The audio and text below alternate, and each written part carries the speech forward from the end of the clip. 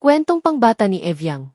Ang munting pangarap ni Nena. Sa isang maliit na baryo sa lalawigan ng Davao del Norte, nakatira si Nena, isang batang babae na may simpleng pangarap, makapag-aral at maging guro balang araw. Araw-araw, naglalakad siya ng 2 kilometro papunta sa paaralan, bitbit ang kanyang lumang bag na puno ng gamit pang-eskwela. Kahit madalas siyang walang baon, hindi ito naging hadlang sa kanyang pag-aaral.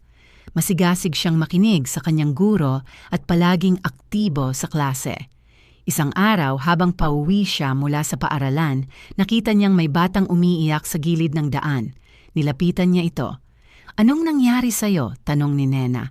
"Nawala po ang tsinelas ko," sagot ng bata, humihikbi. Naawa si Nena kaya hindi nagdalawang isip si Nena. Inalis niya ang kanyang tsinelas at iniabot ito sa bata. "Gamitin mo muna ito.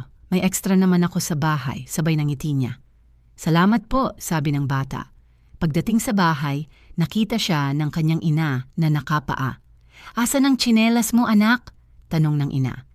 "Ibinigay ko po sa batang nangangailangan," sagot ni Nena, sabay yuko.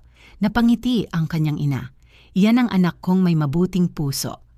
Lumipas ang mga taon. Si Nena ay nakatapos ng kolehiyo bilang isang guro sa tulong ng scholarship at tulong mula sa komunidad.